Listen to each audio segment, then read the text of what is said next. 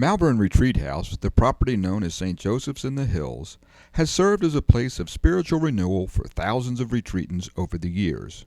While the spiritual tradition has continued uninterrupted for generations, Malvern's physical landscape has changed dramatically since the Layman's Retreat League of Philadelphia acquired the property in 1921.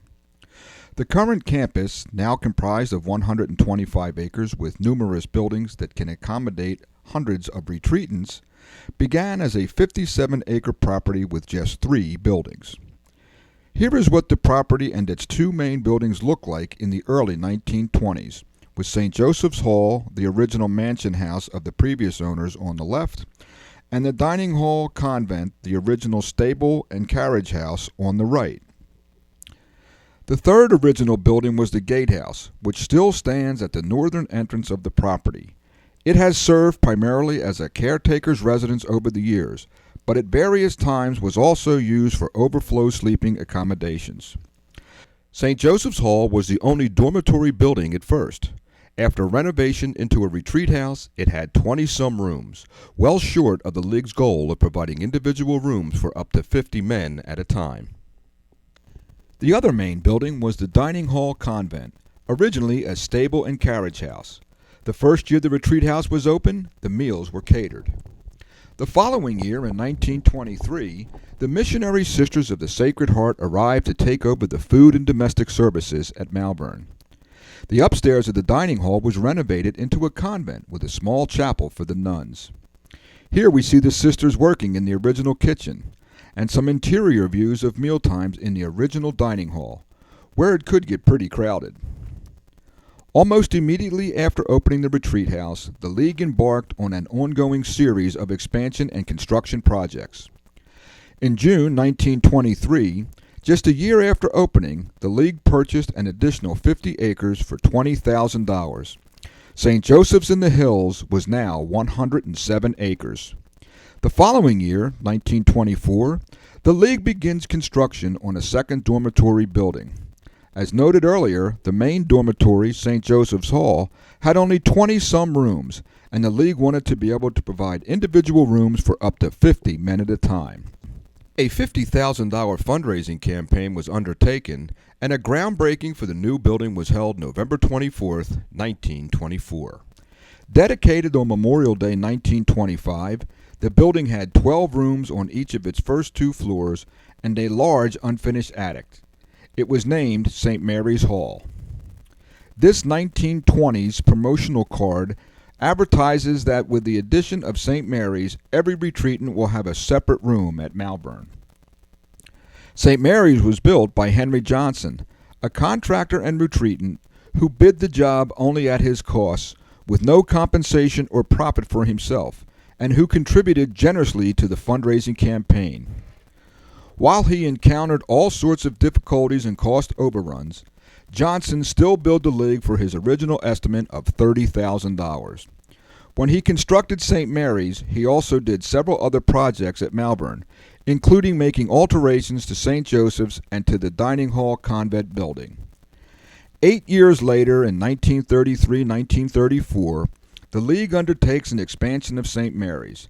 The October 1934 issue of the Malvern newsletter posts this picture. If you have been to Malvern this year, what is wrong with this picture? The answer is given in the next issue of the newsletter, in which it is explained that in early 1933, the attic of St. Mary's was fitted up as a rough dormitory with 24 cots, and then later renovated to create 12 bedrooms, which necessitated adding more dormers. The older photo shows St. Mary's with the 3 original dormers, and the photo after the renovations shows it with 7 dormers. In the 1920s and 1930s, almost all activities at Malvern were centered around the 3 closely situated buildings of St. Joseph's, St. Mary's, and the Dining Hall Convent. In 1939, the League purchases an additional 23.5 acres from its neighbors to the east. St. Joseph's in the Hills is now 131 acres. Faced with the growing attendance and in continual overcrowding, the League initiated a $100,000 fundraising campaign in 1939 to build a new dormitory and undertake renovation to existing facilities. The new building was to be named in honor of Monsignor Joseph Corrigan, Malvern's first retreat master, who had served from the opening of the retreat house in 1922 until his appointment as rector of the Catholic University in Washington, D.C. in 1936. Serving as chairman of the fundraising campaign was 39-year-old William Lennox, who had been appointed to the League Board of Directors 3 years earlier and who would go on to become a very important figure in the history of Malvern. Corrigan Hall ended up looking considerably different from the artist's rendition in the fundraising brochure. A groundbreaking ceremony was held on May 18, 1939, with Monsignor Corrigan attending. He would be made bishop the following year. Corrigan Hall provided the retreat house with much-needed additional dormitory space. Bishop Corrigan died in 1942, the year after Corrigan Hall was opened, and he is buried near the building that bears his name. The builder of Corrigan Hall was John P. Donovan, a contractor who had built numerous Catholic churches and chapels in the Philadelphia area. He was also a scholar and connoisseur of Catholic liturgical art. The awarding of the Corrigan Hall construction contract to Donovan's firm in 1939 marks the beginning of his involvement at Malvern, an involvement that would last over 50 years and have a transformative effect on the St. Joseph's in the Hills landscape. From 1939 to 1965, John Donovan's firm undertook some 21 major construction projects at Malvern.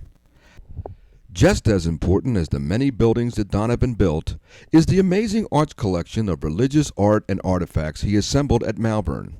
He had a passion for liturgical art and would travel the world researching and acquiring pieces for St. Joseph's in the Hills. Not much happened in terms of the building and grounds at Malvern during World War II, but when the war was over, the League began another series of major construction and expansion projects. In 1945, they purchased an additional 19 acres of land along Paoli Pike, bringing the total to 150 acres. This map, published in the August 1951 Malvern newsletter, shows the four main land purchases by the Layman's Retreat League from 1921 to 1945. In 1980, the League would sell off 25 acres in the southeastern corner of the property along Paoli Pike, then Route 202. In area number 4, bringing the property to its current size of 125 acres. The first major project of the post-war period was construction of a new dining hall and convent building.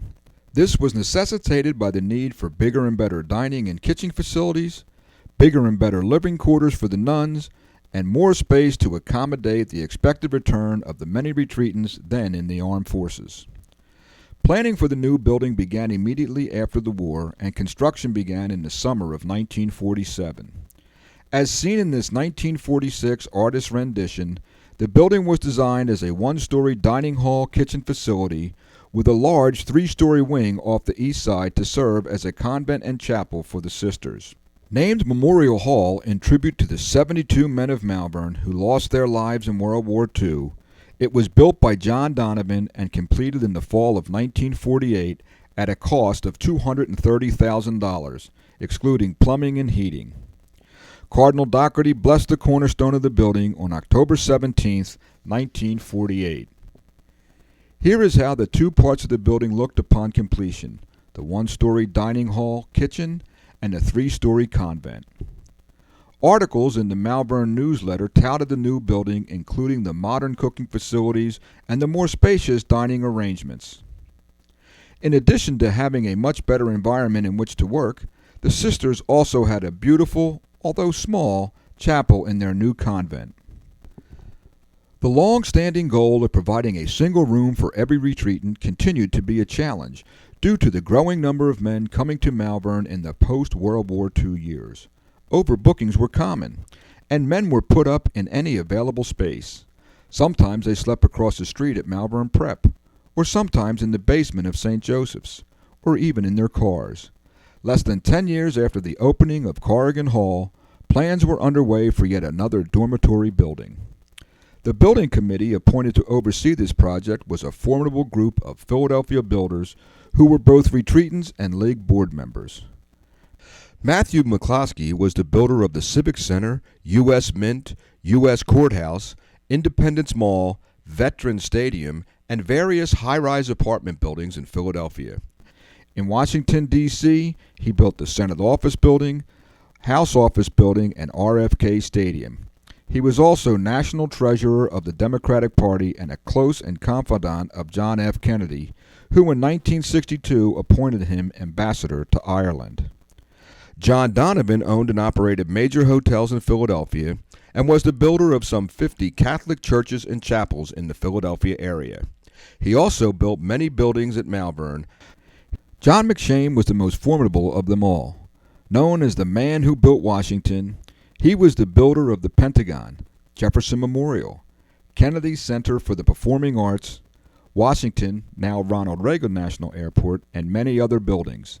In Philadelphia, he built the Naval Hospital, Board of Education Building, Municipal Courthouse, Municipal Services Building, and other buildings. For construction of the new dormitory and chapel building at Malvern, he donated $50,000 in memory of his parents. He was a confidant of Franklin D. Roosevelt, and on one occasion he actually turned down a dinner invitation from the president so that he would not miss his annual retreat at Malvern. The committee came up with an ambitious plan for the new building. It would be comprised of a large chapel flanked by 2 dormitory wings, each of which could accommodate 75 retreatants. It would also house a library and assembly room. John Donovan would be the builder. Groundbreaking was held March 10, 1951, and construction continued for 3 years. There were differing opinions and much heated debate at the time regarding whether to complete the entire complex at once or build it in stages. The immediate need for sleeping capacity, together with projected growth in attendance and the fact that it would cost considerably more to stop and then restart construction later, had to be balanced against the financial risk of borrowing too much money to complete the project all at once. In the end, it was decided to build the entire complex at once, although the project took over 3 years to complete from 1951 to 1954. Sections opened as they were completed beginning in late 1952. The first dormitory wing opened for retreats in October of 1952. Cardinal O'Hara, Archbishop of Philadelphia, presided over the cornerstone laying and dedication of the completed buildings on August 15, 1954. The project was funded in part by contributions of retreatants and through purchasing of memorials in which retreatants made donations for furnishing of specific rooms or purchase of various fixtures in memory of a loved one, friend, or departed retreatant. These contributions range from as little as $5 to many thousands of dollars. Malvern has benefited greatly from both major gifts from wealthy donors and smaller contributions from countless individuals and families over the years. The chapel and the center of the building were named Our Ladies, while the north and south wings were named Immaculate Conception and Assumption Halls, respectively. The entire complex is known as Our Ladies. With the completion of Our Ladies, Malvern achieved the important milestone of having the capacity to conduct 2 retreats simultaneously, each with a 150-person capacity. After the dedication of these new facilities in August of 1954, the men of Malvern probably thought they were finished with major construction projects for a while. However, 4 months later, on the night of December 14, 1954, a major fire struck St. Joseph's Hall. The damage was extensive, both inside and out. Interestingly, only 2 years before, the League had upgraded its water supply for firefighting, specifically to address the need for adequate water supply to reach the upper floors of St. Joseph's Hall. This was prompted by a recommendation from the Malvern Fire Company. While the 3rd floor of St. Joseph's was, in fact, totally destroyed, perhaps the whole building would have been lost had the League not upgraded the water supply. Following the fire, the League moved almost immediately to not just rebuild St. Joseph's, but to expand it significantly. They decided to not replace the 3rd floor, which was totally lost, but to convert St. Joseph's into a 2-floor building and to expand it outward. Plans were drawn up for a series of additions to St. Joseph's that would expand it and connect it with the adjacent St. Mary's. In this 1955 artist rendition, St. Joseph's is on the right and St. Mary's is the large structure on the left with the dormers. In between are a series of smaller connecting buildings. The league also opted at this time to build a new 28-room wing on the other side of St. Mary's. With the implementation of these plans in 1955 and 1956, St. Joseph's Hall took on the form that it has today. St. Mary's ceased to be considered a separate building at this time, but was connected to and absorbed by St. Joseph's, so that it's all now St. Joseph's Hall complex. Following the completion of these renovations in 1956, there were no major construction projects at Malvern until 1972. However, the original Dining Hall Convent building, which had later been rechristened Captain's Hall, was demolished in 1962, and following the departure of the sisters in 1965, their 1948 convent was converted to offices and rechristened Cabry Hall in honor of John Cabry, one of the founders and longtime leaders of the League, and the man who was most responsible for the League's original acquisition of the Malvern property. The Retreat League's administrative offices, which had been located in downtown Philadelphia from the time of its founding, were moved to Cabry Hall at this time. This 1960s aerial view of the Malvern campus shows how the property looked from 1956 to 1972. The last two major construction projects at Malvern were made possible by John McShane and his wife, Mary. By the early 1970s, it had become obvious that there was a need at Malvern for a multi-purpose facility with meeting and conference rooms of various sizes. The League was looking to offer new programs and services and needed the proper facilities to host them. Father Anthony McGuire, who was appointed rector in 1971, had begun introducing midweek activities, special purpose retreats, speaker series, priest workshops, and other programs. Malvern lacked the meeting and conference spaces to accommodate such programs. Father McGuire worked with a team of architects and builders to come up with the plans and a cost estimate for a suitable building. Then he went to see John McShane. As Father McGuire relayed the story, he explained to McShane the need for the building and described their plans for it. McShane then asked him, "How much would you like me to give?" And Father McGuire said, "Well, Mr. McShane, I was really hoping that you would give me the whole thing." And McShane said, "Well, how much is it?" And Father McGuire replied, $526,000. At this point, Father McGuire said that McShane coughed a few times, stepped back for a bit, and said, "Well, okay, I'll do it." McShane not only paid for the building, but he had his company build it. Groundbreaking was in April of 1972. The cornerstone was laid on June 18, 1972, as part of the ceremony surrounding the 50th anniversary of Malvern Retreat House. This was a major day of celebration, commemorating both 50 years of retreats at Malvern and the laying of the cornerstone for the new building. There was a large crowd and various dignitaries, including well-known Catholic TV personality Archbishop Fulton J. Sheen, who was a special guest speaker. Construction continued through the summer and fall of 1972, and the building was completed by the end of the year. With overruns and expenses, the total cost was $602,000, all funded by McShane. The building's architect, John Sabatino, donated its altar. Cardinal Kroll returned the following May to formally dedicate the building. John McShane stipulated that his wife's name be listed first and that the building be called the Mary and John McShane Building. In 1998, a new elevator pavilion was constructed linking McShane and Memorial Hall and providing easier access between the levels. The pavilion was donated by a retreatant, Mung Sung, and his wife, Young Sim. The new building was situated between and served to connect the Memorial Cabry Hall complex to the north and the Our Lady's complex to the south. It was now possible to go from the dining hall or the administrative offices in Cabry Hall to the far end of Our Lady's Hall without going outside.